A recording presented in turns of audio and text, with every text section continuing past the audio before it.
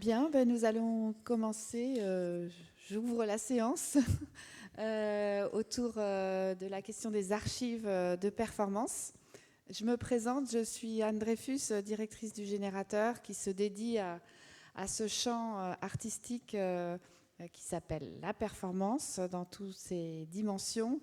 C'est un lieu de résidence et surtout d'accompagnement d'artistes qui œuvrent dans ce domaine et qui a été inauguré en 2006. Et avec toutes ces années, des multiples rencontres, dont une essentielle, en tout cas il y a 4 ans, de Thomas Schlesser, qui est directeur de la fondation Hartung Bergman, qui m'a dit, écoute Anne, voilà, je sais que vous avez documenté absolument tout ce qui s'est passé au Générateur, et il faut que ça se soit valorisé, enfin que ça se sache, tout ce travail que j'ai mené pendant toutes ces années pour soutenir ces artistes qui ont quand même un statut extrêmement précaire en général. Et je leur accorde des cartes blanches et surtout un lieu pour travailler. Donc, fort de ça, il m'a influencé, ou en tout cas inspiré, pour travailler sur cette idée de mettre les archives du Générateur au départ, puis après ça a évolué, au profit, aider les chercheurs, puisqu'il y a encore peu finalement de ressources pour la recherche dans ce domaine de l'art, et créer une base de données en direction à la fois des historiens, chercheurs en histoire de l'art, mais aussi du grand public. Donc on s'est mis au travail. Ça a été donc un projet qui a été soutenu par la Fondation de France pendant 3 ans, ensuite par l'État, et qui nous a permis donc d'imaginer un outil qui était en soi très complexe, parce qu'on est face à une pratique très multiforme qui réunit à la fois des artistes de tous les champs de l'art, plasticiens, danseurs, musiciens, poètes, et comment identifier, mais ça je vais laisser Clélia en parler bien mieux que moi. En tout cas, il y a eu, avec justement Clélia Barbu, qui a été la responsable scientifique, toujours d'ailleurs, de ce programme, c'était aussi la condition de cette production. On a comme ça, pendant plus de 3 ans, échangé sur nos pratiques, en fait, dans le réel, celle d'un lieu de production qui a une programmation actuelle avec des artistes d'aujourd'hui. Et puis cette plongée vers le passé qui pour moi n'était pas forcément au départ si naturelle, mais j'ai appris, et les artistes aussi, énormément de choses grâce à toi. Une autre vision de la réalité de la performance, en fait, qui se place tout d'un coup dans un temps long, alors que moi je le vis plutôt dans un temps immédiat et futur. Voilà, donc Performance Source est un site qui est absolument maintenant disponible à tous. Depuis le mois de janvier, il a été mis en ligne. Ça a été le sujet d'un grand lancement. Donc Clara Tomine a été présente à ce moment-là. Et puis je vais laisser la parole. Vous pourrez prendre un petit flyer avec toutes les coordonnées si vous voulez repartir avec et découvrir ce site qui est une base de données un petit peu particulière qui intègre des outils où on peut accéder sans connaître finalement personne, des artistes qui sont dedans, par des mots-clés et puis une roue.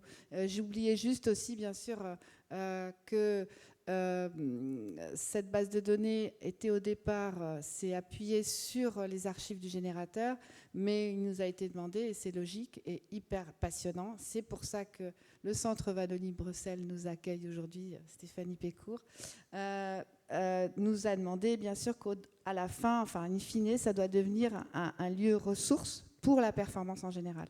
Donc il y a déjà plusieurs structures d'art qui petit à petit sélectionnent des performances qui ont eu lieu dans leurs espaces et sont intégrées dans la base de données. Donc à terme, ça sera certainement, enfin on va voir si on nous en donne les moyens aussi, comment on va pouvoir trouver un second souffle pour continuer ce développement qui est nécessaire en fait, qui correspond à un besoin général des centres d'art et des artistes évidemment.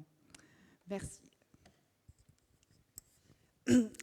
Alors bonjour, merci d'être là. Je remercie aussi toutes les artistes. Donc, je vais essayer d'être assez rapide dans l'introduction de ce qui va se passer lors de cette table ronde, appelons-la comme ça. Je ne sais pas très bien comment appeler ce qui va se passer. Donc moi, effectivement, j'étais l'historienne de l'art associée à ce projet et il s'agissait d'apporter des outils conceptuels à ce que c'est que, enfin, aux façons avec lesquelles, aux outils à travers lesquels on peut penser à la fois les archives, la performance et les rapports entre ces deux objets. Les archives étant un matériau très familier pour les historiens et les historiennes, la performance l'étant moins, et ayant cette caractéristique d'être très inscrite dans un vivant, dans un live, elle pose des questions aux archives et aux sources en histoire qui sont singulières et vraiment passionnantes et très épineuses à penser, ce qui nous a donné du fil à retordre effectivement pendant 4 ans. Et donc, dans le cadre de ce travail qu'on a fait, de cette base de données qu'on a réalisée, beaucoup de choses ont été faites. Je n'aurai pas le temps de revenir dans le détail. Il y a des entretiens qui ont été produits avec une trentaine d'artistes qui sont associés au générateur, entretiens dans lesquels on revient vraiment en profondeur sur leur rapport à la performance, à l'improvisation, mais aussi aux documents, aux archives, aux traces et à la transmission. Donc l'idée, c'était un peu de sortir aussi les archives du moment même de l'œuvre. On va voir qu'en fait, l'archive de performance, ça peut désigner une réalité qui est extrêmement multiple, de forme, de temporalité, de matérialité. Donc à travers ces entretiens, et c'est aussi ce qu'on va faire aujourd'hui, il s'agissait de sortir l'archive, l'entretien étant une archive orale ou audiovisuelle, du moment même de l'œuvre pour produire le témoignage d'un ou d'une artiste ailleurs, dans un autre temps. Et en fait, l'enjeu d'une base de données, c'est aussi ça, enfin en tout cas l'initiative consistait aussi à essayer de conserver cette forme, malgré toutes les difficultés qu'elle pose à la conservation. Et donc l'enjeu des archives comme les entretiens, c'est d'essayer de créer des passages ou des chemins entre les différents temps, les différents espaces au cours desquels une œuvre peut s'écrire. Donc voilà, le questionnement de l'histoire, c'est celui du temps long, et donc l'idée que en fait, les œuvres cheminent dans différentes modalités. Et en fait, c'est autour de cette problématique-là, du cheminement des artistes et des œuvres à travers les différents espaces et temps dans lesquels la performance les emmène et les différentes matérialités qu'on a lancé ces invitations, donc conjointement entre l'équipe du Centre Wallonie-Bruxelles et le générateur et Performance Source. Donc c'est le 2e épisode d'une série de rencontres qui s'appelle Performance Matters, qui est aussi le nom d'un essai théorique qui figure sur la base de données, donc l'idée de la matérialité de la performance, essayer de penser un peu ensemble, c'est ce qui peut sembler être un peu oxymorique, c'est-à-dire la performance étant catégorisée comme une forme d'art éphémère dans les pratiques artistiques immatérielles. Arriver avec cette solidité, enfin cette texture de la matérialité, c'était un peu une sorte de défi lancé à la pensée. Et donc le premier événement a eu lieu en juin dernier au Centre Wallonie-Bruxelles. Il s'appelait Performance Matters. Aujourd'hui, c'est le 2e épisode, disons, au cours duquel on va donc discuter avec les 4 artistes qui sont présentes autour de nous, autour de moi, de leur rapport à la performance et aux archives, rapport qu'elles entretiennent toutes, et néanmoins, évidemment, avec des modalités très différentes et de manière singulière chacune. Et c'est ce qui est... Enfin, on verra la façon dont... Ce qui ressort de cette discussion, mais disons que l'un des intérêts, à mes yeux, et je pense de cette base de données et du fait de travailler sur les archives de performance, c'est en fait finalement il y a autant de façons de faire de la performance qu'il y a d'artistes, il y a autant de formes d'archives qu'il y a de pratiques, et on va essayer de passer à travers les pratiques de chacune pour prendre différents chemins, à la fois archivistiques et performatifs. Certaines travaillent vraiment avec l'archive, comme c'est le cas de Olga. Donc on t'entendra en dernier, mais l'archive peut être vraiment un objet de recherche artistique. Ça peut être aussi quelque chose qui reste simplement, sans être particulièrement pensé après une performance, une photo, un objet qui traîne. Donc il y a vraiment des modalités, il y a une sorte de spectre très très large comme ça qu'on s'essaie et s'emploie à parcourir. Donc avec les 4 artistes qui sont présentes aujourd'hui, qui ont répondu à notre invitation. Et ce que nous allons faire, c'est que donc on va les entendre chacune. Ça prendra un quart d'heure à peu près pour chacune d'entre elles, avec une toute petite discussion pour chacune. Et voilà, l'idée étant de peut-être traverser une œuvre à partir d'un document, en tout cas traverser une œuvre pour chacune des artistes présentes, et puis interroger un peu la façon dont ça peut résonner par rapport aux thématiques de l'archive et de la performance. Je vous présente très rapidement, enfin je vous nomme, et puis ensuite on commence la discussion. Donc je vais aller dans l'ordre de passage, entre guillemets. Donc à ma droite se trouve tout au bout Clara Tomine, avec qui on va discuter en premier. Maïté Alvarez, qu'on entendra ensuite. Jeanne Suspluga, que nous entendrons en troisième, et Olga de Soto, que nous entendrons pour terminer. Vous verrez qu'il y a peut-être une forme de logique dans cet ordre-là, je ne sais pas. Je pense que le mieux, c'est vraiment de se plonger tout de suite dans les pratiques et dans vos témoignages pour ensuite essayer de déployer des choses. Alors, donc, Clara, tu étais déjà là à la première rencontre Performance Matters l'année dernière. Tu es donc une complice de notre aventure et du Centre Wallonie-Bruxelles. J'ai une vidéo que tu m'as envoyée qu'on peut peut-être... Est-ce que tu veux qu'on commence par la montrer, ou est-ce que tu veux peut-être dire quelques mots sur ton travail pour commencer ? Peut-être vite fait, un peu avant, un peu après. Oui, souvent, moi, je fais des vidéos directement, donc il n'y a pas vraiment besoin d'archiver le live, puisque je filme moi-même ma propre performance en direct.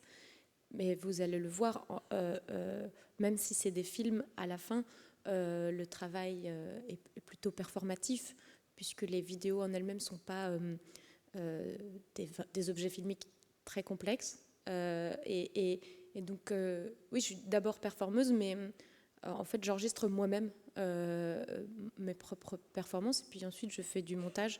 Donc, c'est un mélange bizarre. Où l'archive fait partie de l'objet final directement. C'est-à-dire que c'est... Oui, voilà. Et je ne vais pas me répéter 4 fois différemment. Et voilà. Et en même temps, derrière cette attitude-là, il y a aussi un peu une envie, une volonté de capter le monde qui m'entoure et le présent du moment que je filme, et qui en général est plein d'enjeux.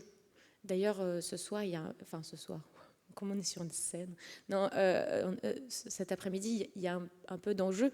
Alors je vais aussi faire un petit film pour capter ce moment présent et faire un reportage, et donc archiver maintenant. Et donc là, on va voir un reportage un petit peu étrange que j'ai fait sur des pistes de ski.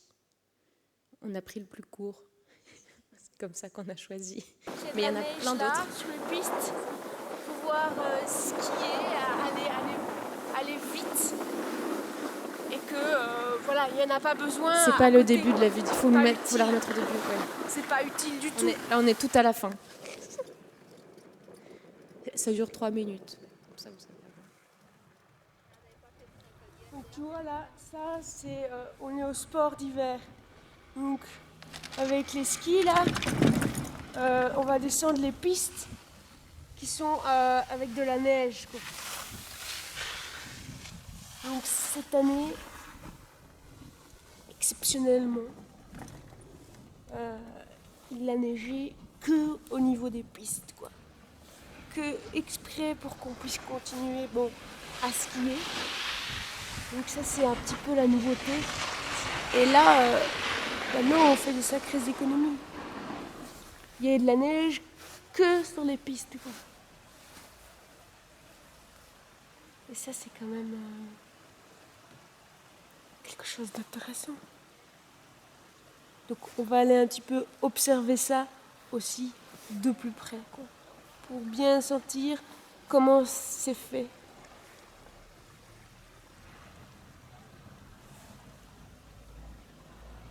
Là, il y a de la neige, là, il n'y a pas de neige. Avant, il y avait de la neige partout, partout, partout. Même, tu vois, sur le toit des maisons, par exemple, il y avait de la neige. Maintenant, il y a de la neige que sur les pistes. Comme ça, le skieur, il peut toujours skier, c'est bien. Et ailleurs, il n'y a plus besoin, finalement. Parce que du coup, tu peux vraiment bien t'installer là. Tu peux manger ton petit pique-nique, tu peux faire une petite sieste. Donc ça, c'est un petit changement de cette année. C'est un changement climatique. C'est en quelque sorte une amélioration.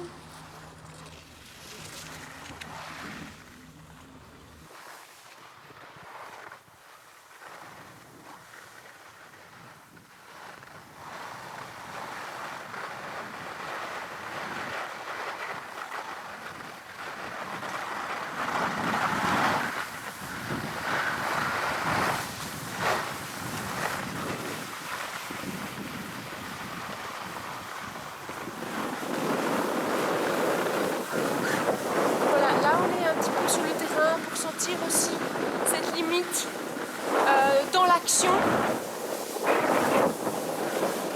On sent bien qu'il y a de la neige là sur les pistes, pouvoir skier, aller vite, et que voilà, il n'y en a pas besoin à côté, quoi.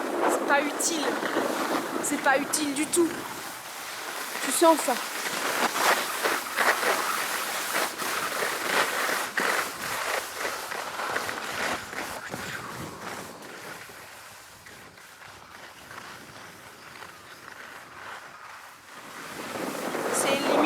Assez clair, finalement assez visuel parce que coloré.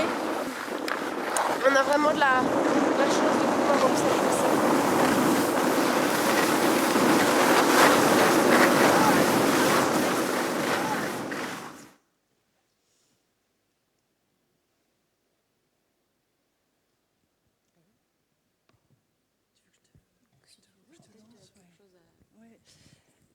Je vais... ah oui, peut-être que je peux te laisser.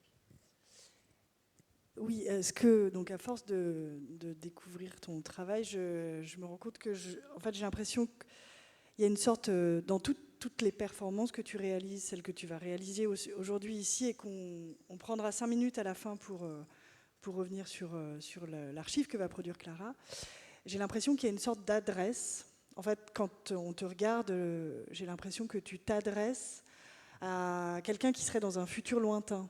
Et donc ça, c'est vrai que ça intéresse un peu ce qu'on est en train de faire, ce qu'on fait avec la base de données. Est-ce que c'est le cas? Est-ce que tu as envie de réagir à ça? Est-ce que tu as l'impression d'être en train de produire des archives pour le très long terme, ou pour des gens qui se situeraient dans un temps qui est très loin de notre présent? Ou plutôt oui, parce que effectivement, effectivement, je m'adresse à des gens qui sont en tout cas pas avec moi au moment où je filme, et je leur raconte des trucs qu'ils pourraient pas voir puisqu'ils sont pas là, quoi.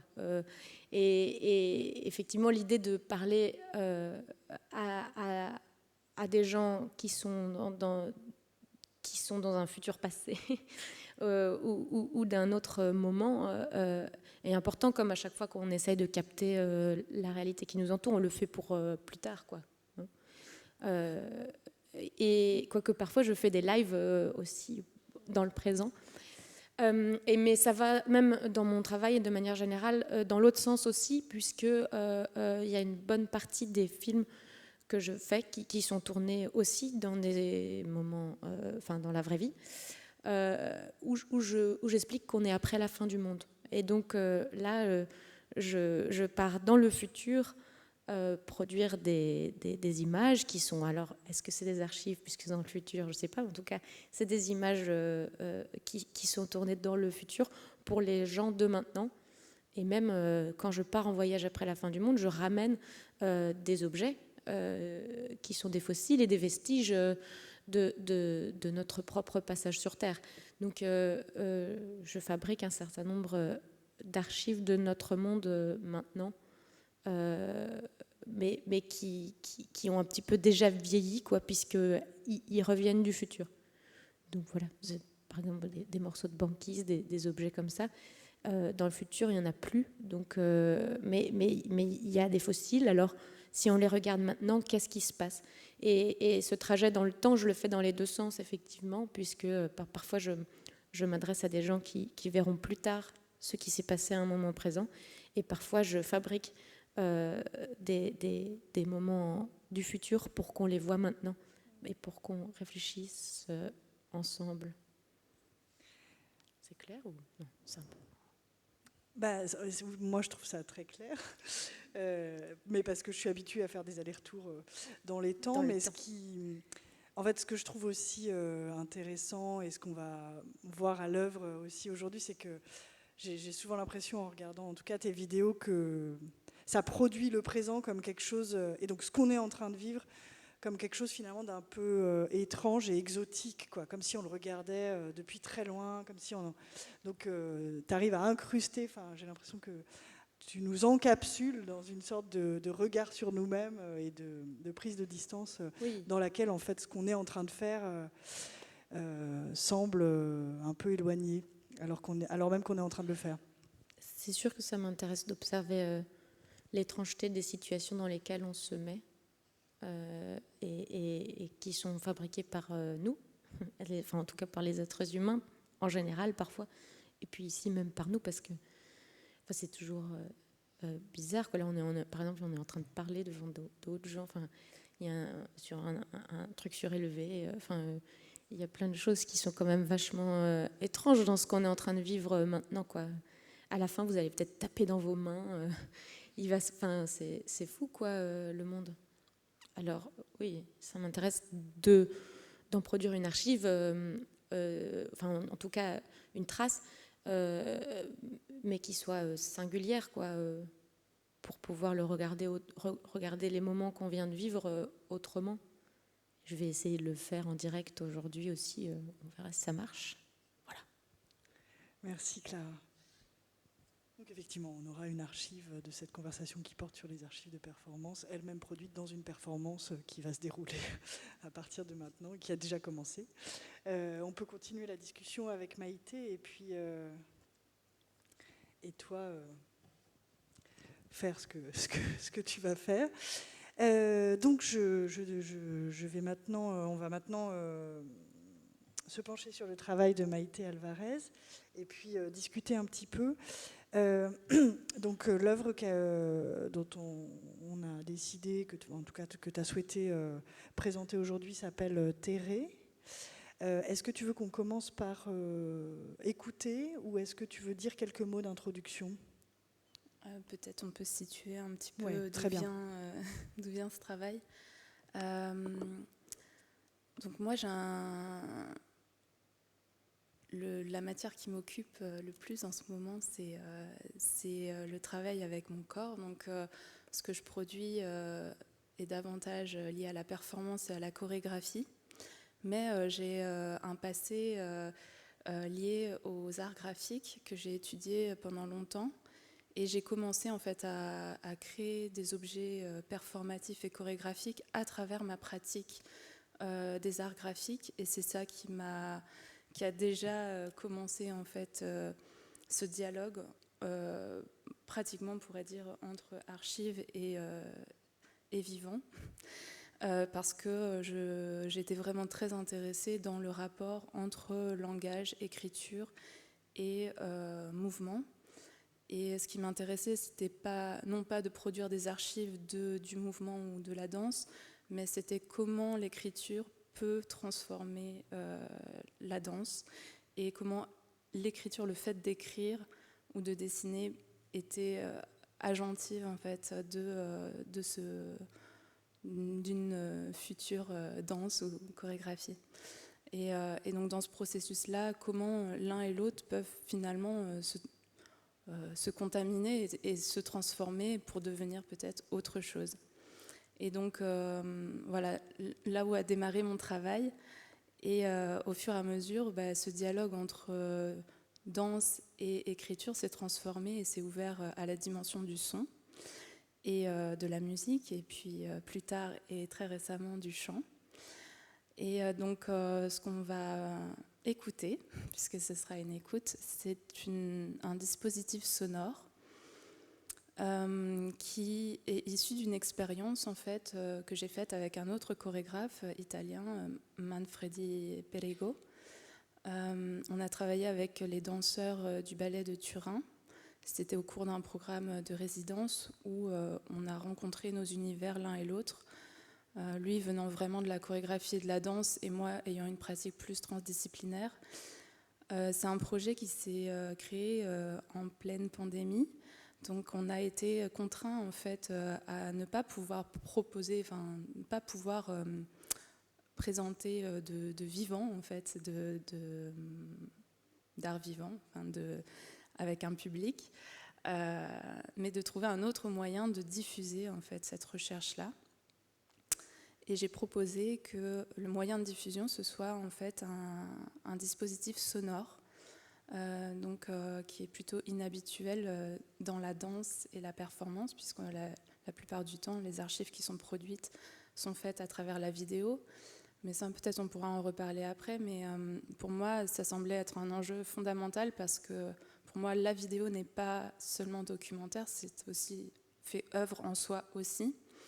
Et si elle est documentaire, alors elle pose de nombreuses complexités pour pouvoir rendre une performance dans son objectivité, ou alors si c'est impossible qu'elle soit objective, quelle subjectivité en fait on prend, quel regard en fait on porte en tant que vidéaste sur ce qu'on va produire comme objet pour transmettre la danse. Et donc pour moi c'était plein de paradoxes, et donc j'ai choisi d'ouvrir sur une autre dimension, puisque c'est impossible d'archiver la danse par la vidéo, ou en tout cas mon projet, mon approche du mouvement, parce que c'est non frontal, c'est plutôt ce que je produis est plus immersif, c'est plus des propositions de traversée atmosphérique. Alors si c'est impossible de l'archiver par la vidéo, peut-être choisir un angle complètement différent et proposer d'archiver par le son, et donc peut-être d'ouvrir une dimension qui est beaucoup plus grande à l'imaginaire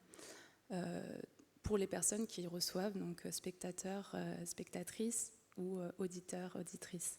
Donc c'est ce que je vous propose maintenant, de faire une sorte de micro-expérience avec moi.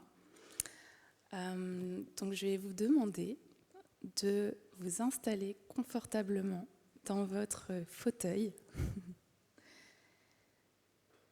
de poser les 2 pieds au sol, et vraiment de sentir que vous pouvez vous vautrer dans votre fauteuil, comme si vous aspirez. Voilà. Et de fermer les yeux.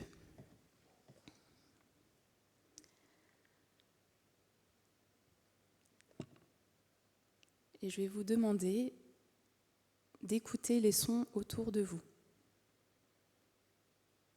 Donc ça peut être le son de ma voix, mais il y a peut-être aussi tout un tas de textures sonores qui vous environnent.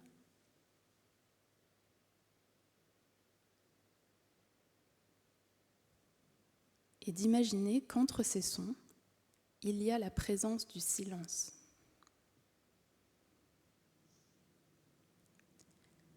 Donc, pas forcément le silence comme une absence de bruit, mais le silence dans son volume, dans l'espace qu'il prend tout autour de vous, entre et derrière les bruits.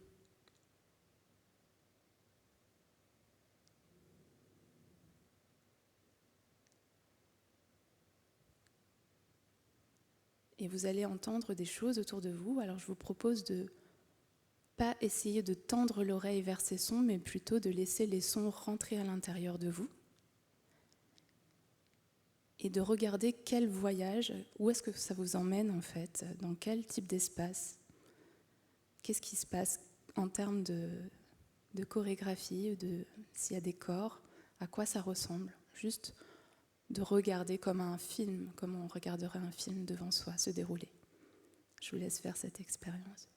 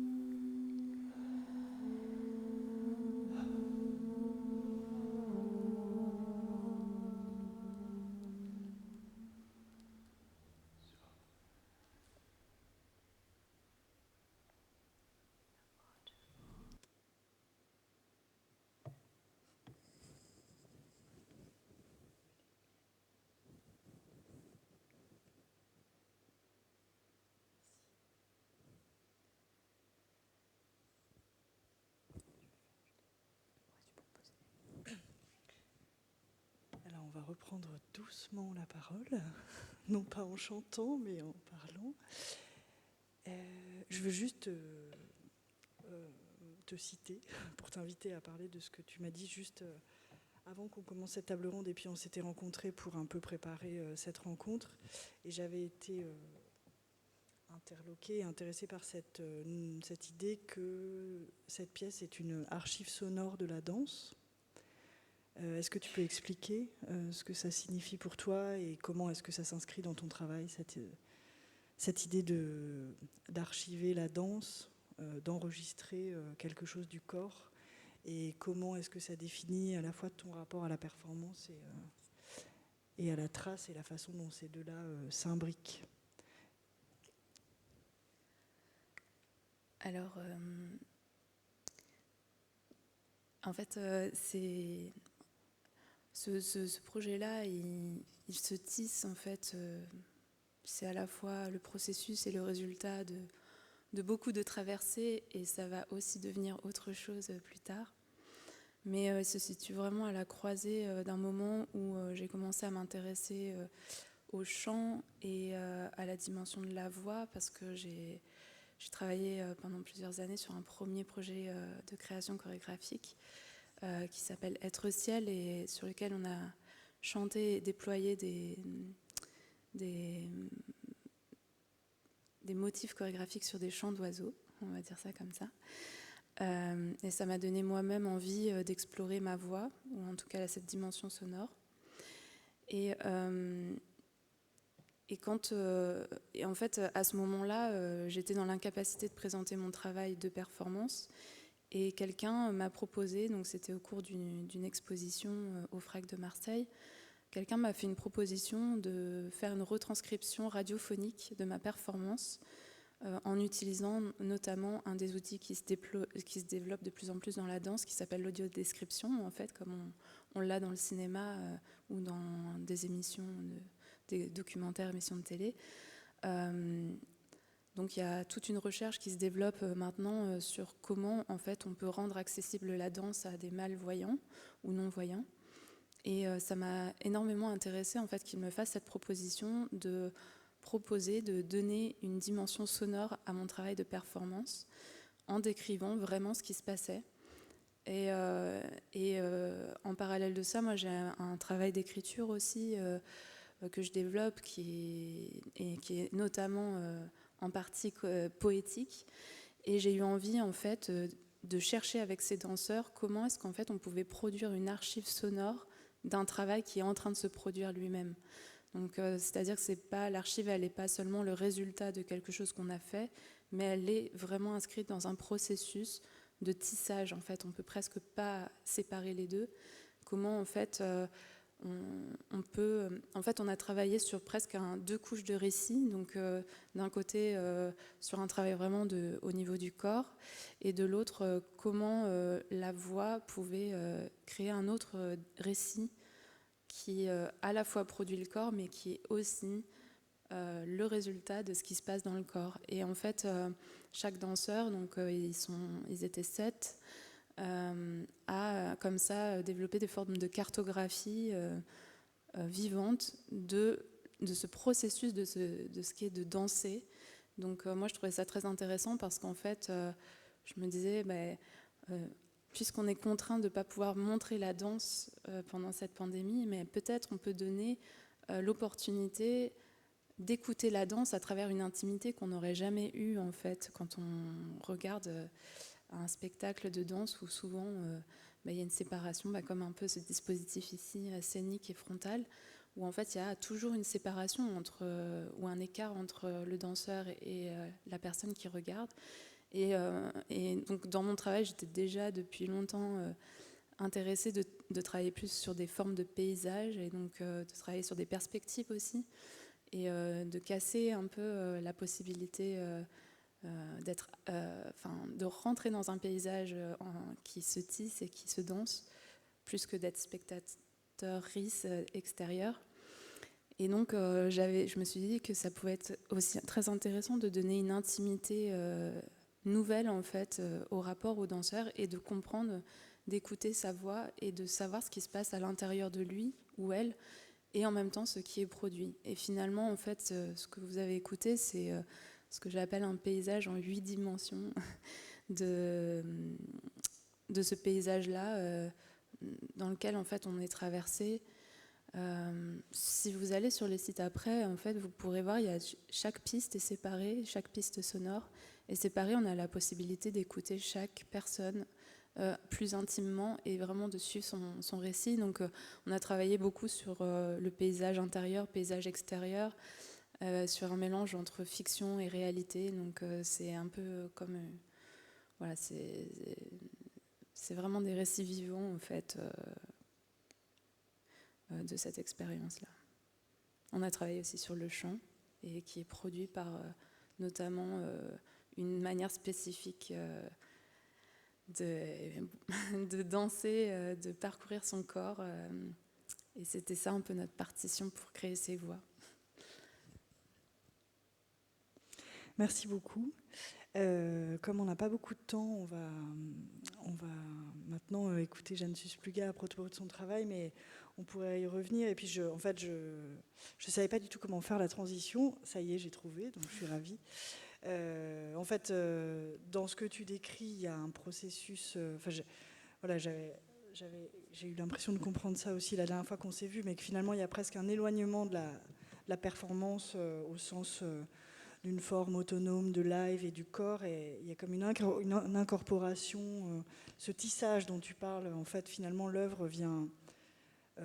c'est ce tissage-là entre une modalité d'enregistrement d'un corps et son résultat et sa production. Tout se tisse à l'intérieur de l'œuvre. Donc, j'ai l'impression que voilà, il y a une sorte d'incorporation entre la performance et l'archive que tu décris.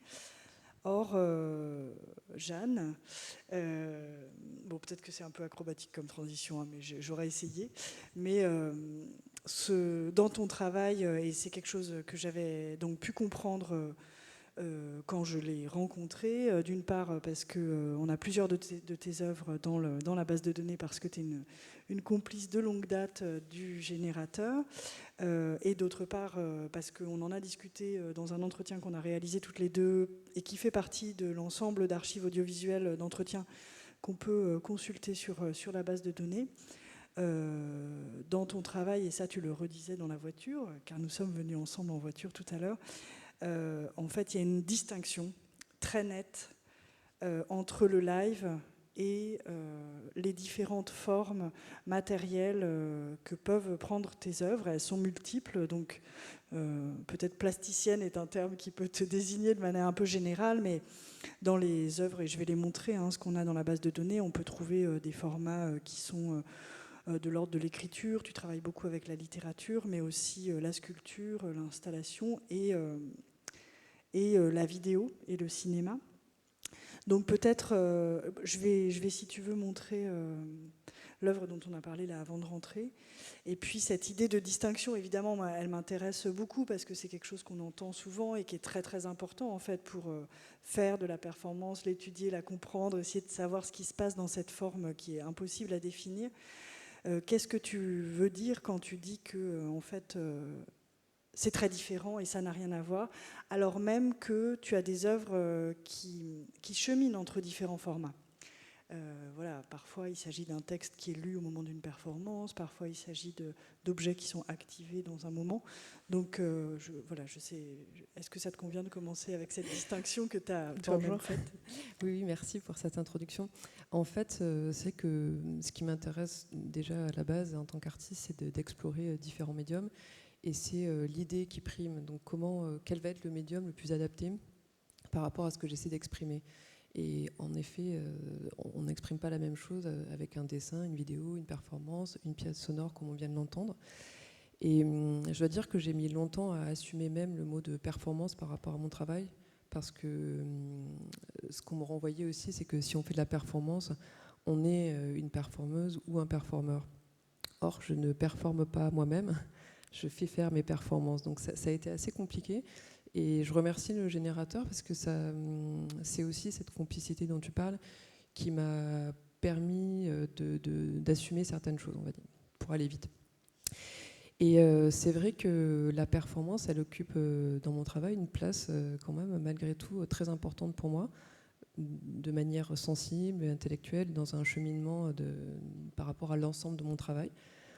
Et en fait, c'est comme dans pas mal de choses que je peux faire, si je décide de faire une sculpture en verre, je vais m'adresser à des maîtres verriers. Si je vais faire une installation en céramique, je vais aussi m'adresser à des céramistes. Et pour moi, la performance, ça a été assez rapidement, ça aussi, je ne suis pas comédienne, je ne suis pas danseuse, en tout cas pas à un niveau qui m'intéresse assez. Donc j'ai fait appel très vite en fait à des comédiennes et à des comédiens, danseuses, danseurs. Donc là, on va prendre juste l'exemple d'une performance qui a été réalisée au Générateur.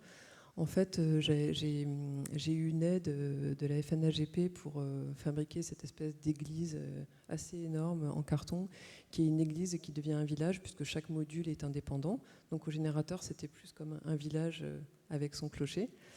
Et ce qui m'intéresse, comme tu viens de le dire, c'est la déclinaison dans mon travail. D'abord, il y a eu cette sculpture, installation, avec des pièces sonores à l'intérieur de chaque module. Les modules sont des sortes de petites maisons, avec comme ça ce qu'on pourrait entendre sur ce que j'appelle les distorsions sociales, les distorsions qu'on a avec soi-même et par extension qu'on a avec l'autre, donc le groupe social, le couple, la famille, etc. Et très vite, cette pièce sonore, j'ai eu envie de la faire jouer parce que, à force d'écouter ces textes, il y a eu une évidence comme ça qu'il fallait que ça prenne aussi une autre forme. Et donc, au Générateur, les casques sont devenus des comédiennes et des comédiens qui, en fait, c'est très souvent un procédé que j'aime bien, c'est des textes que je fais écrire. Et ce sont des textes très courts. Ici, c'est une écrivaine qui s'appelle Marie-Gabrielle Duc. Ça peut être un texte qui dure, quand il est dit, il va durer entre 1 minute et 3 minutes. Et c'est joué en boucle pendant 20-30 minutes. Ça a été joué, certaines performances ont été jouées par exemple pour la nuit des musées au musée de la chasse pendant 4 heures. Donc un texte d'1 ou 2 minutes qui est joué pendant 4 heures. Les performeurs rentrent dans des sortes de transe, donc ça donne des choses vraiment très intéressantes, quoi. Donc là, on n'était pas dans la transe, mais ça avait duré quand même 30-40 minutes. Et en fait, ce qui m'intéresse, c'est comment on peut passer d'une pièce sonore à une installation sculpture sonore, une performance, une vidéo. Et très souvent, j'utilise ce procédé de la déclinaison. Ça aussi, le mot déclinaison, j'ai eu du mal à l'assumer, parce que quand on le dit, ça paraît assez négatif. Mais en fait, c'est vraiment un mot que j'aime, c'est que on ne dit absolument pas la même chose quand on voit un film ou quand on est justement en live face à des performeurs et des performeuses. Et l'espèce d'émotion du live, c'est très difficile à faire passer justement dans l'archive. Et la question de l'archive, elle est essentielle dans l'histoire et ici dans l'histoire de l'art, parce qu'elle est compliquée aussi pour les artistes. C'est-à-dire qu'il peut y avoir des captations vidéo, des captations sonores, qui parfois vont être même peut-être mieux que la performance, ou parfois ça va être complètement l'inverse, ça va complètement tomber à plat et on va se dire « oh là là, le truc avait l'air vraiment pas bien du tout », alors qu'en fait il y avait eu une magie, quelque chose qui s'était vraiment passé dans cette forme du live. Et bien sûr, ça peut paraître un peu banal de dire ça, parce qu'on l'a aussi quand on va voir un opéra, qu'on va écouter un concert. Et il y a d'ailleurs, les gens ne sont pas d'accord. Il y a des gens qui préfèrent écouter un opéra bien au fond d'un fauteuil confortable chez eux. Moi, par exemple, je ne peux pas me passer du live, quoi. Donc, moi, je ne peux pas m'en passer. J'adore le live. Je pense que... ne serait-ce qu'un théâtre comme ça, cette magie, elle commence déjà quand on est face au bâtiment, quand on entre. Il y a tout un rituel qui fait que, voilà, parfois la magie ne s'opère pas, mais quand elle s'opère, c'est vraiment tout à fait exceptionnel, quoi. Et dans la performance, on peut aussi expérimenter des choses. On peut rejouer des performances, et rejouer, c'est aussi très différent, parce qu'une vidéo, une fois qu'elle a été montée, etc., elle va commencer son petit voyage, elle va être montrée dans des festivals, des expos. Mais une performance, elle peut être... on ne sait jamais ce qui va se passer réellement. Et même si elle est répétée, même si elle est très pensée, en fait, hein, moi je ne suis pas du tout dans l'improvisation, on ne sait jamais. Et je vais juste peut-être terminer là-dessus, c'est que aussi en tant qu'artiste, quand on décide de travailler avec des performeuses et performeurs, il y a quelque chose qui nous échappe. Et moi, j'aime bien cette chose, et d'ailleurs, je dis toujours qu'il y a une part de liberté que je laisse, parce que je pense que c'est très différent quand on est de l'autre côté. Il faut qu'il y ait une marge de manœuvre quand même, mais il faut aussi accepter de notre côté que quelque chose nous échappe. Et ça, c'est vrai aussi avec des artisans et artisanes, etc., mais encore plus dans le live. Donc voilà, ça c'était... J'ai peut-être juste une question, donc c'est quelque chose que tu m'avais dit en entretien et qui m'avait frappé sur cette histoire du live. Donc cette intensité, tu viens de dire que tu ne peux pas te passer du live. Or, en fait, tu ne performes pas toi-même. Et donc je trouve ça intéressant aussi d'interroger la façon dont, à l'intérieur même du live, en fait, l'expérience, elle est déjà multiple. Il y a les performeurs qui sont nombreux parfois. Parfois, l'artiste ne fait pas partie des performeurs. Et voilà, je trouve ça intéressant même dans l'écoute, on l'a senti, en fait, il y a une sorte de corps collectif quoi, qui s'est un peu activé. Enfin, chacun, on a ressenti des choses et puis ça s'est écrit dans ce moment-là. Mais ce qu'on a ressenti, c'est différent. Chacun d'entre nous a ressenti quelque chose de différent. Et donc, est-ce que on peut enchaîner, hein, mais est-ce que ça t'intéresserait juste de rebondir là-dessus, sur cette idée que toi-même, tu fais jouer voilà, j'aime bien juste le mot de chef d'orchestre. Moi, je me sens plutôt comme une chef d'orchestre. Je me sens ni scénographe, ni metteuse en scène, ni performeuse, mais j'aime l'idée que je vais orchestrer quelque chose. C'est-à-dire que je travaille beaucoup autour de la littérature, hein, depuis 25 ans à peu près. Je collectionne des phrases, des extraits, je lis beaucoup, je fais des commandes à des écrivains et des écrivaines. Et donc, déjà, il faut rencontrer une écriture. Contacter la personne, faire produire, pas trop ce mot, mais un texte.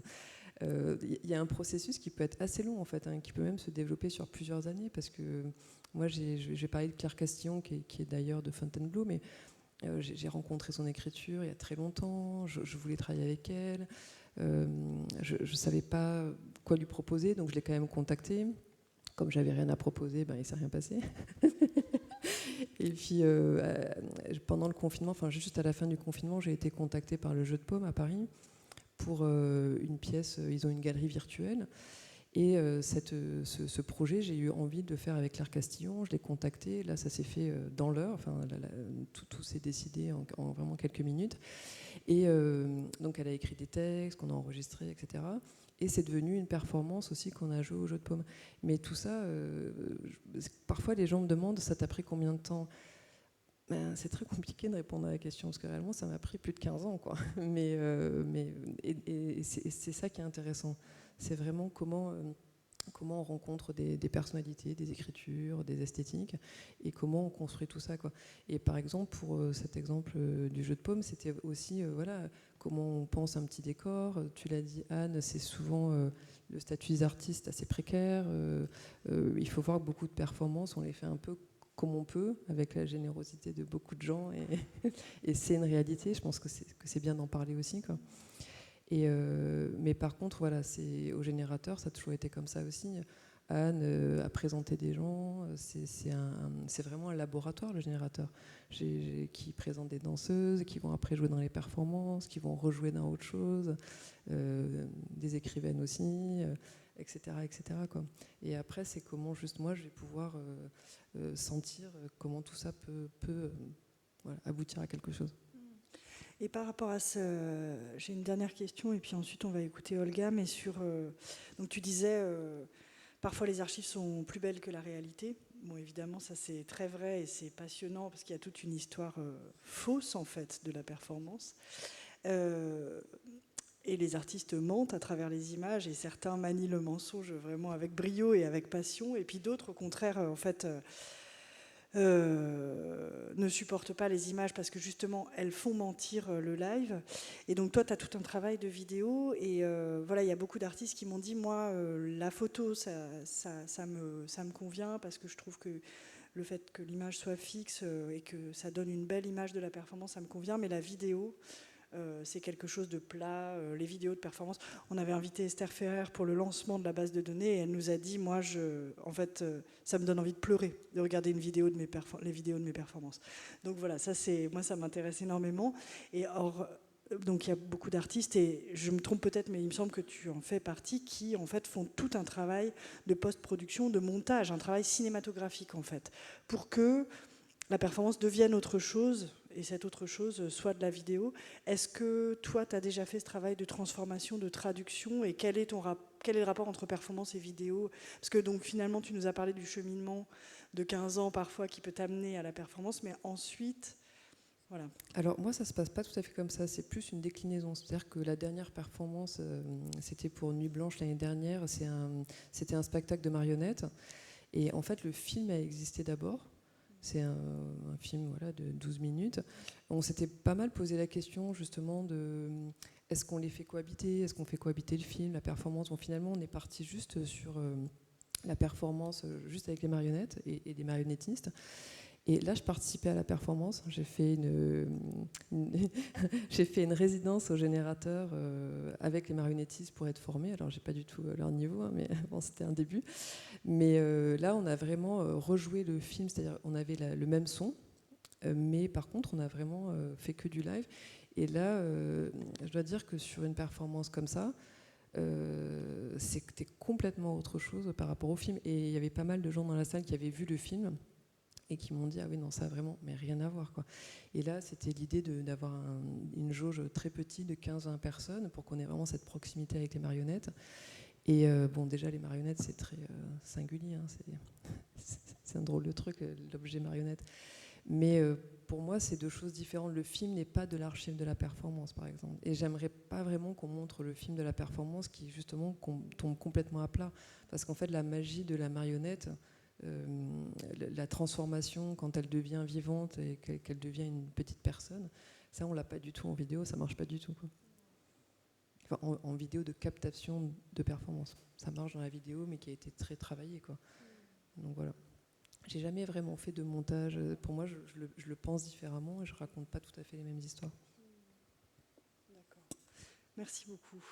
Afin de tenir les temps, on va maintenant écouter Olga, mais peut-être qu'il y aura du temps pour discuter un petit peu à la fin, on verra avec la vidéo de Clara.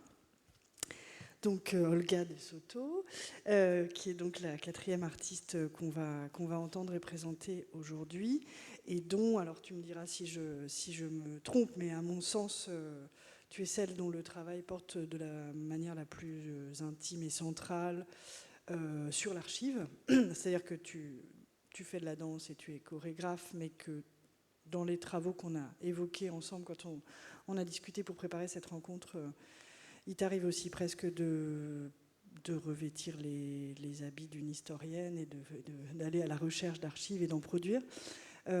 Pour aujourd'hui, en fait, on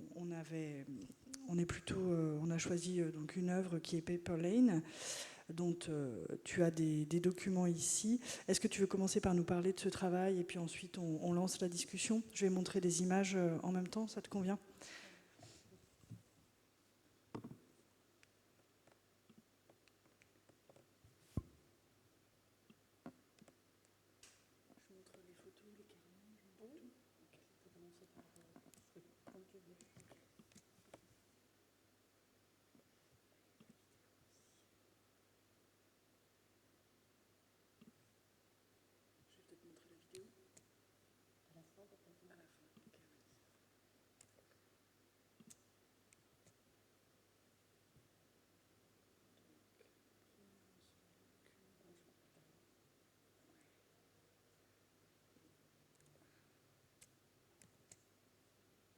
Voilà, j'ouvre le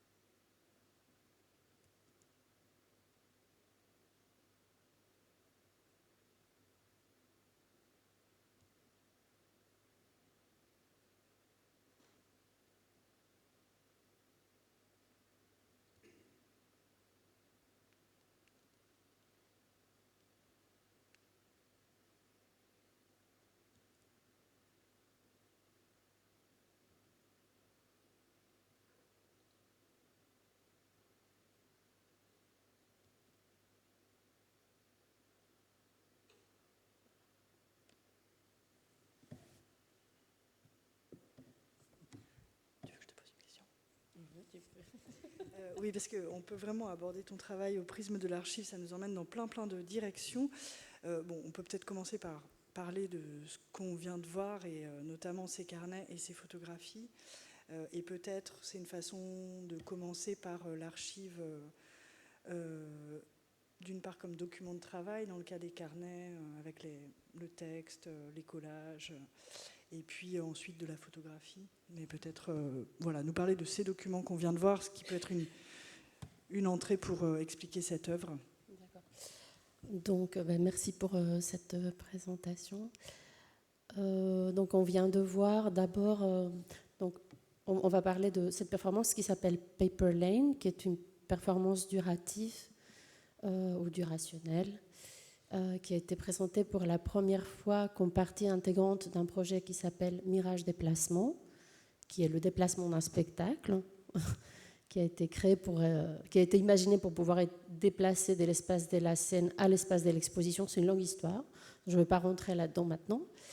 Et donc, Paper Lane a été présenté pour la première fois lors de ce déplacement à la Centrale for Contemporary Art à Bruxelles, et pour la première fois de manière autonome et distincte au Centre Wallonie-Bruxelles le 4 septembre 2020, je pense, dans le cadre du festival Les Traversées du Marais. Et je les remercie de cette invitation parce que ça a été la première fois que j'ai pu faire ce geste de manière isolée.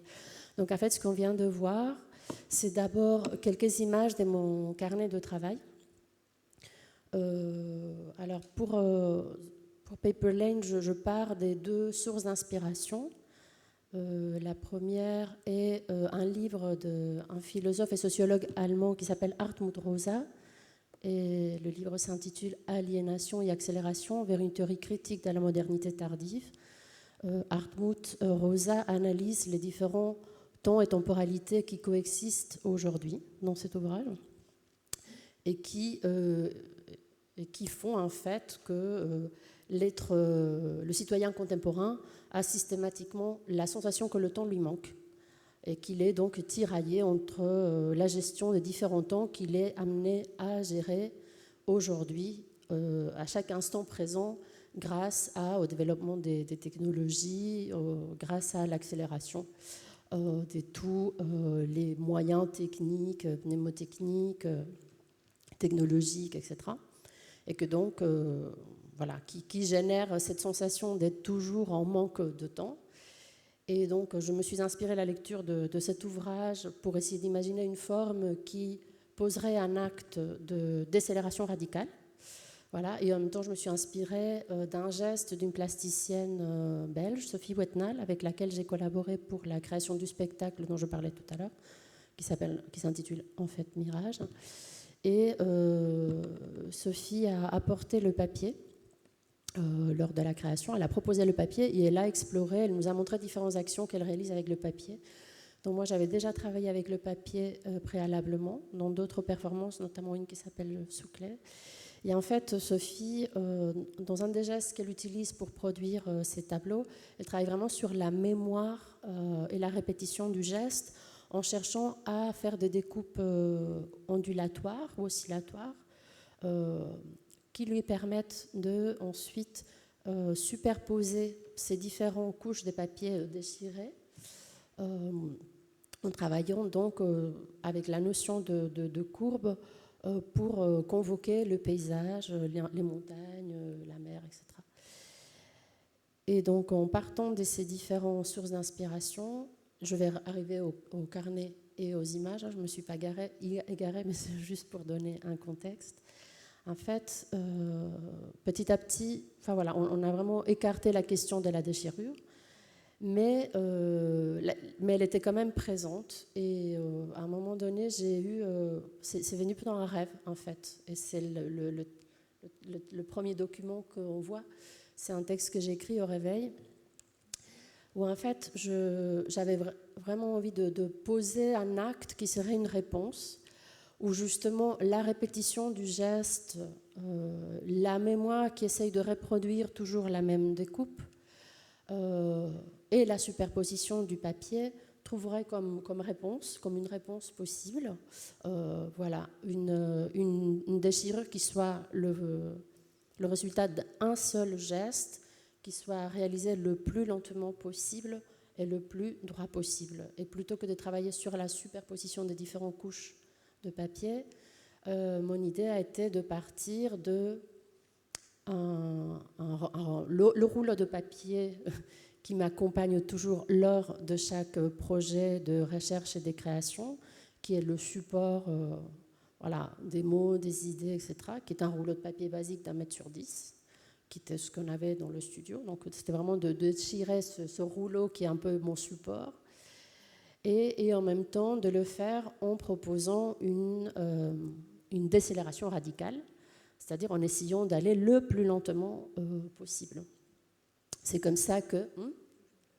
Oui, on peut montrer la vidéo. Et pendant qu'elle cherche la vidéo, donc en fait, dans les différents extraits ou images du carnet que vous avez vu, donc il y a des textes, il y a une de mes pratiques qui m'accompagne aussi de manière systématique, c'est d'aller travailler vraiment sur le sens des mots, d'utiliser les mots comme sous-texte et support pour l'action. Et donc là, j'ai choisi quelques verbes d'action.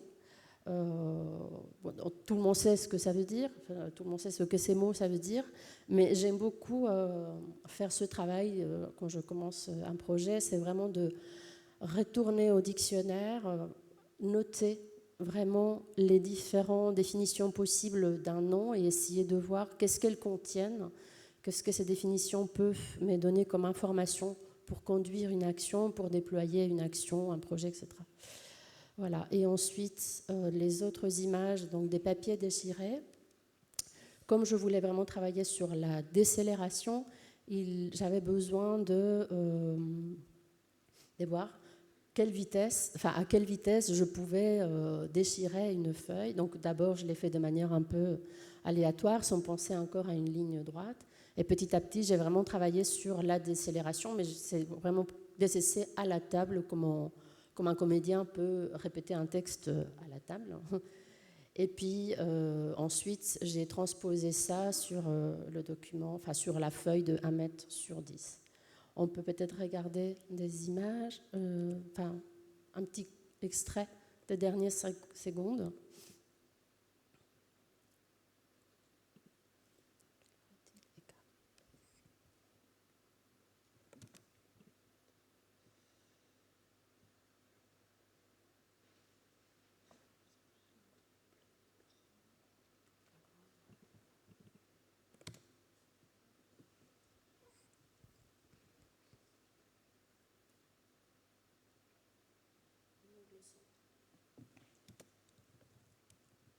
Vous avez du son ?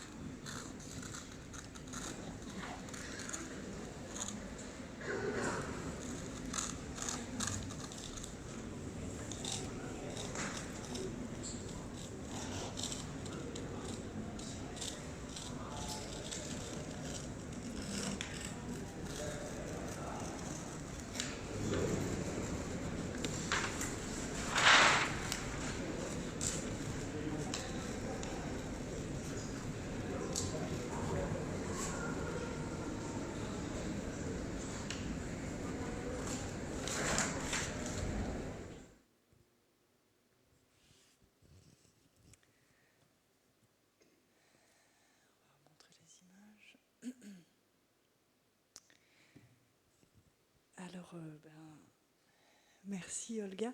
Est-ce que tu veux juste, et ensuite on regardera le petit film de Clara, mais bon, je ne sais pas exactement comment poser ma question, parce que encore une fois, il y a vraiment beaucoup de choses à dire en termes d'archives, mais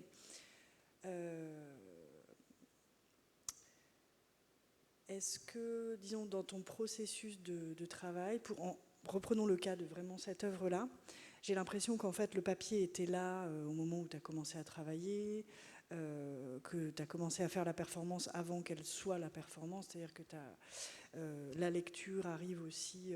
Est-ce qu'il y a des étapes qui reviennent de manière un peu systématique dans ton travail? Tu disais que tu as toujours ce rouleau de papier, par exemple, la terminologie, le travail de définition. Et est-ce que tu dirais que le document et l'archive intervient comme un outil préparatoire de travail, ou alors est-ce que c'est vraiment quelque chose qui se décline, pour reprendre le terme de Jeanne, dans toutes les étapes du processus? Ou est-ce que le document a quand même un peu plus un rôle d'outil, de répétition et de préparation, ou alors est-ce qu'il fait vraiment partie intégrante du corps même de l'œuvre? Pour moi, ça dépend des projets. Là, il fait partie... est-ce qu'il fait partie du corps même de la performance? Je ne suis pas sûre, en fait. Il émerge... le carnet, le document est produit de manière parallèle. En fait, c'est vraiment un projet. Cette performance-là part beaucoup d'une autre pratique que j'utilise souvent, qui est la visualisation. Donc, en fait, voilà, c'est de se projeter mentalement. On travaille vraiment sur l'espace mental avant d'aborder ou d'occuper l'espace physique, et de voir comment une idée, comment une projection mentale, une vision peut être transformée en visualisation, c'est-à-dire en quelque chose qu'on convoque de manière active, et comment ce travail mental va informer de manière souterraine, sous-jacente, subconsciente, l'action à venir. Donc sur Paper Lane, il y a eu beaucoup de ça, en fait. C'est apparu pendant... c'est une vision nocturne, c'est une vision que j'ai eue en dormant. Et puis après, je me suis laissée traverser par cette image quand elle venait, tout en ne sachant pas très bien comment est-ce que je pourrais physiquement déchirer la feuille, ou sans savoir très bien ce que ça allait représenter. Je sais très bien déchirer une feuille, mais le plus lentement possible. Donc voilà, je ne savais pas ce que ça allait impliquer en termes de négociations corporelles, matérielles, sonores, plastiques, physiologiques, parce qu'il y a vraiment un travail sur l'endurance physique et aussi psychologique. Mais donc là, le document apparaît ou est produit au fur et à mesure du processus, et continue d'être produit a posteriori, une fois que la performance a été réalisée. Donc là, vous avez vu des images des différents lieux où elle a été présentée, sauf au Centre de Wallonie Bruxelles, où je n'ai pas retrouvé les photos.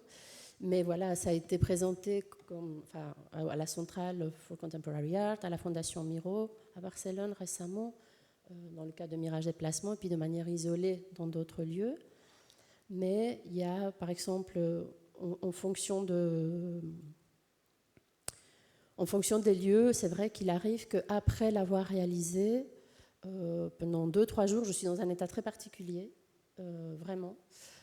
Et c'est un état qui génère de l'écriture, qui amène, ou qui ouvre un espace de réflexion et de résonance.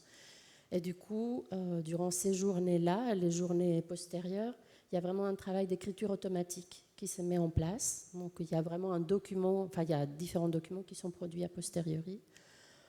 Voilà, donc c'est un espace de résonance, c'est un accompagnement, c'est un support. Pour moi, oui, le carnet fait partie intégrante aussi finalement de l'œuvre.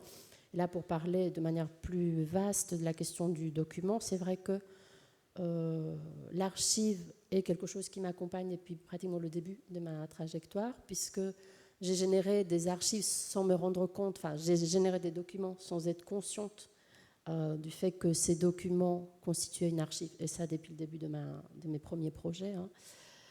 J'ai pris conscience du fait qu'il y avait un travail sur la fabrication d'archives et d'une archive au fur et à mesure du processus. Mais c'est vrai que la question de l'œuvre, de qu'est-ce que c'est qu'une œuvre, est une question qui est centrale dans mon travail et que j'ai abordée par exemple de manière très directe dans un projet dont on ne parlera pas aujourd'hui, mais qui est un projet de recherche et de création au départ de La Table Verte, une œuvre mythique de Kurt Jost. C'est un projet que j'ai développé sur une période de 6 ans et dont les ramifications, pour pas qui pourraient être des déclinaisons ont eu lieu encore de manière pendant quelques années après, mais où la question a vraiment été de savoir qu'est-ce que c'est qu'une œuvre. Est-ce que c'est juste ce qu'on voit au moment où l'œuvre est présentée, ou est-ce que c'est tout ce qui mène à l'œuvre et tout ce qui découle de l'œuvre, donc y compris les documents, travail de documentation, etc., qui amènent à la création de l'œuvre, et tout ce qui émane de l'œuvre au niveau de sa réception, mais au niveau des documents qu'est la présentation de l'œuvre, ou les différents documents que la présentation d'une œuvre peut produire et générer. Voilà. Donc, oui. Oui, alors effectivement, on ne va pas pouvoir creuser pour cette fois, mais je trouve qu'il y a vraiment des résonances dans tout ce qu'on vient d'entendre, parce que, bon, déjà, déclinaison, le terme de tissage que toi, Maïté, tu as employé, puis on voit bien dans vos pratiques, et là, c'est très clair. En fait, je te posais la question parce que finalement, le papier, il est dans la performance, il est dans l'archive, et il est activé par ton corps. Enfin, tu traverses le papier comme le papier te traverse, et il me semble que c'est quelque chose aussi que tu fais opérer dans l'écoute qu'on a partagée, et de la même façon que je pense que ces déclinaisons, c'est à la fois une modalité de transformation et de déplacement, mais c'est aussi quelque chose qui fait lien, ça lie en même temps que ça déplace, quoi. Et c'est ça que... J'ajouterais juste quelque chose par rapport au fait que la matière utilisée est le papier et la question du document. C'est que, en fait, pour moi, le papier est abordé comme le support du texte et des images. Donc, il est directement lié au document. Et dans Paper Lane, il est aussi lié au document. Donc, c'est le support, c'est aussi une surface des projections. Et en même temps, c'est une matière qui émane du monde végétal. Donc je travaille aussi avec le papier parce que c'est quelque part les vestiges ou le corps de l'arbre. Enfin, est-ce qu'il peut en rester ou est-ce qu'il peut en découler. Voilà. Et donc tout ça, quelque part, est lié aussi avec le document. Alors, je m'empare du mot vestige pour me tourner vers toi, Clara. Est-ce que tu veux nous montrer un vestige vidéo de ce qui vient de se passer ?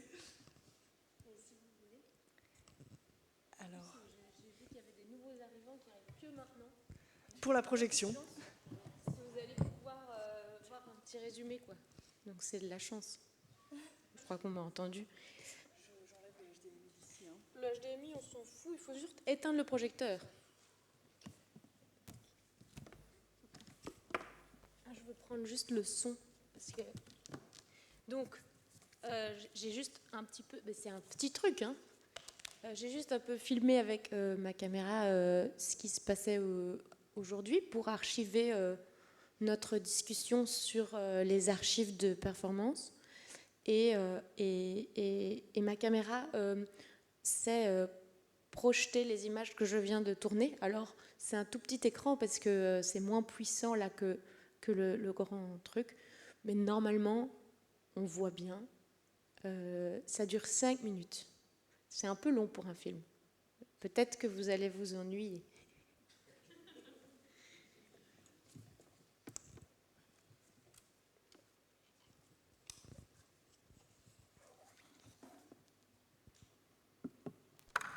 Alors...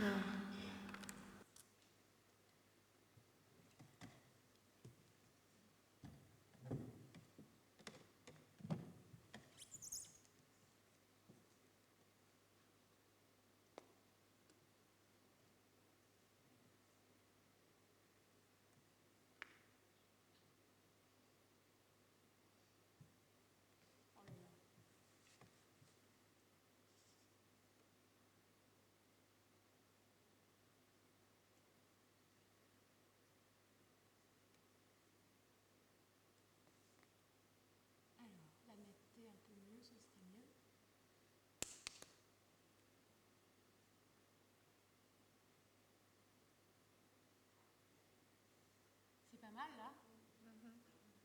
Alors voilà, ça commence là. Ah non, j'ai appuyé sur le mauvais bouton.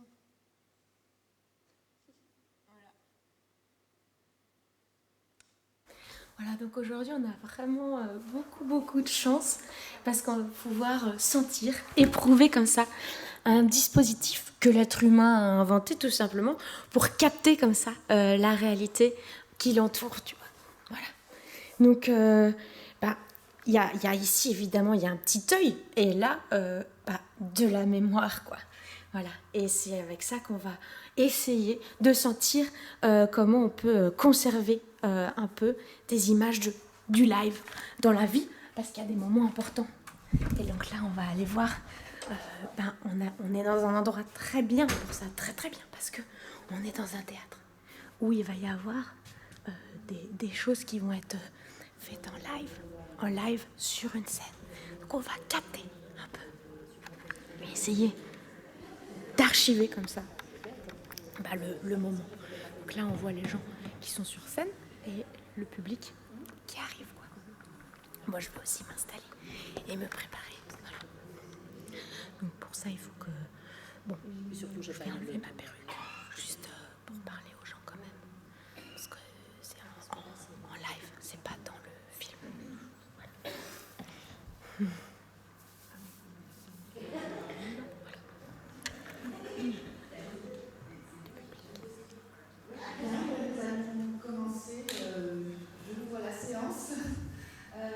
Autour de la question des archives de performance.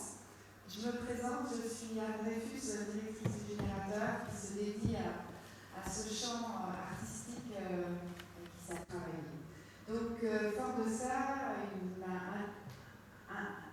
influencé, ou en tout cas inspiré, danseurs, musiciens, poètes, et comment identifier, mais ça je vais laisser Clélia parler bien mieux que moi, dans leurs espaces, et sont intégrés dans la base de données. Donc à terme, ça sera certainement, enfin on va voir, si on nous envoie les moyens aussi, comment on va pouvoir trouver à produire le témoignage d'une artiste ailleurs, dans un autre temps. Et en fait, l'enjeu d'une base de données, c'est aussi ça, en tout cas l'initiative. Ça, c'est un petit changement de cette année. C'est un changement climatique. Un passé lié aux arts graphiques que j'ai étudié pendant longtemps. Et j'ai commencé en fait à créer des objets performatifs.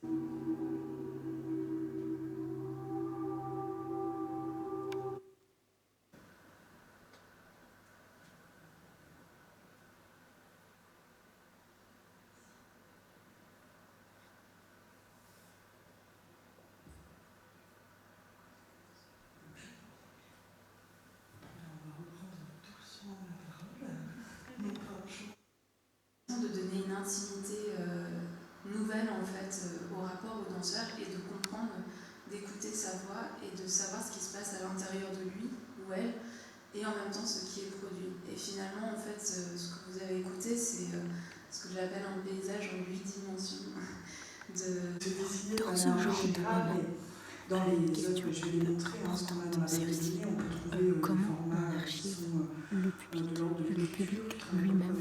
Comment on fait aussi la sculpture, l'installation et la vidéo et le cinéma. Donc peut-être, je vais si tu veux montrer l'œuvre dont on a parlé avant de rentrer. Et puis cette idée de distinction, évidemment, elle m'intéresse beaucoup parce que c'est quelque chose qu'on entend souvent et qui est très très important en fait pour faire de la performance, l'étudier, la comprendre. Parce que le public aussi capte. Tu vois, lui aussi, il a un œil et une mémoire.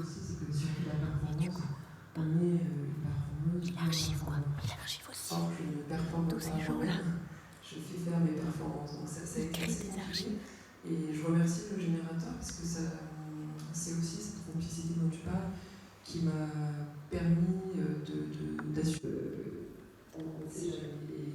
Et je vais terminer là-dessus, c'est que aussi en tant qu'artiste, quand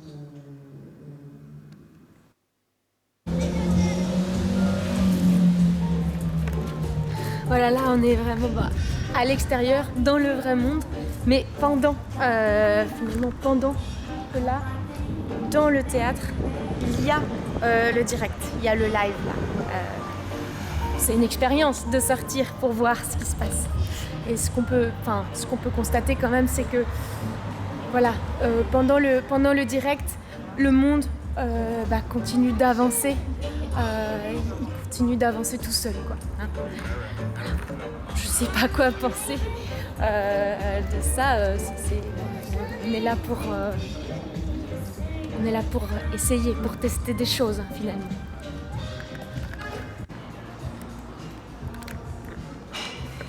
Mais quand même, ce que j'ai trouvé là à l'extérieur, c'est ça. Là, on est clairement sur quelque chose qui s'est passé il y a très longtemps, mais qui est encore un petit peu là, encore un petit peu présent. On sent le mouvement là. On sent le mouvement.